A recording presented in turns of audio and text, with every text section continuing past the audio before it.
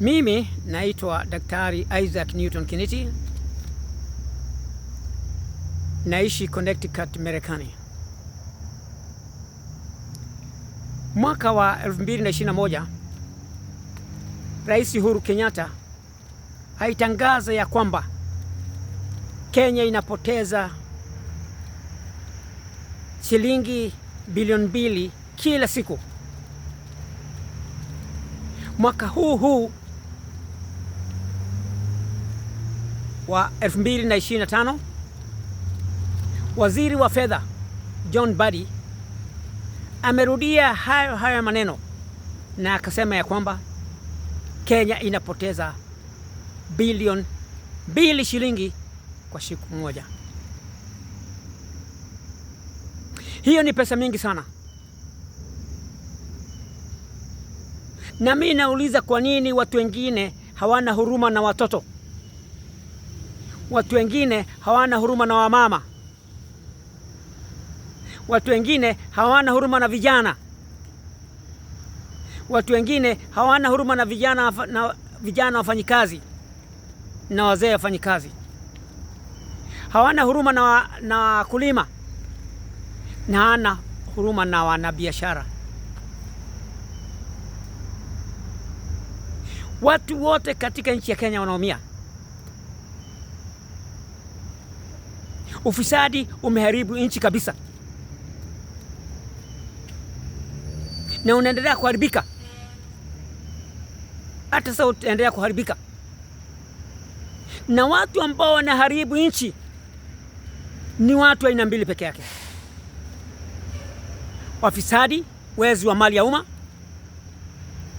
na mabroka wa siasa.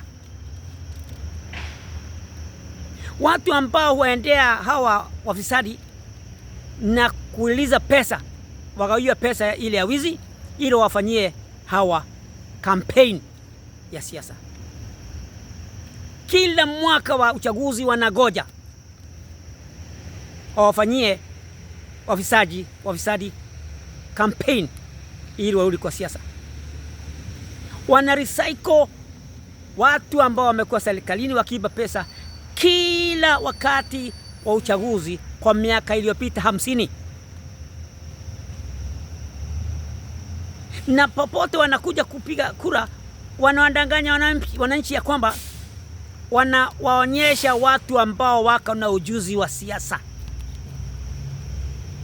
Na mimi nauliza hivi, ni ujuzi gani ya siasa ambayo inaweza tokana na serikali ambazo zimepita? Na ujuzi gani hawa watu wezi wa mali ya umma wamepata kwa miaka mingi ambao wanajidai wamekuwa kwa serikali hizo? Wengine wanaringa wako na miaka 30 kwa serikali hizo za kuiba mali ya umma. Wengine wako na miaka 40. Ni ujuzi gani ambao wamepata kutoka kwa hizo serikali isipokuwa ni kuiba mali ya umma, kuiba mashamba, kuwaua watu ambao wanakashifu, na pia kuwatorosha wengine? Mimi naomba Gen Z na wafanyikazi wote katika nchi ya Kenya na wakulima wote pamoja na wanabiashara wakatae kabisa kuongozwa na watu wanajiita ati political power brokers, na hawa wenzao ambao wanaungana wafisadi ambao wameharibu Kenya, wameiba pesa mingi sana. Kenya haitaenda pahali popote kama hawa watu aina mbili wataendelea kuongoza wananchi. Ni wachache sana. Wote ni kama 5% ya watu ambao wako Kenya. Na ndio wanapotosha watu wote. Watu wanakufa kwa umaskini, watu wanakufa kwa kupata tabu mingi, hawana chakula, hawana pahali ya kulala, hawana chochote, hata shule nakosa watoto. Sababu ya hawa watu aina mbili, mabroka wa siasa. Na hawa mabroka wa siasa ni wale watoto wa wale machifu walitoka kwa koloni. Ni wale watoto wa wale home guards walitoka kwa koloni. Hawajapata tabu yoyote katika maisha yao. Na ndio hawajali hata wakiona watu wakiumia, hawa ni kucheka wanacheka. Wakiwa ng'ambo wanacheka. wakiwa nyumbani wanacheka, sababu hawa kazi yao ni kuendea hawa walaghai na kuwaitisha pesa ya kufanyia kampeni. Mimi naomba Wakenya wote washikane na wakatae hawa watu na watafuta kiongozi ambaye ataongoza Kenya. Kenya ni nchi ambayo inaweza kuwa nchi nzuri kwa miaka 2 peke yake. Ufisadi unaweza ondolewa kwa miaka 2. Uibaji wa mashamba unaweza kuondolewa kwa miaka 2.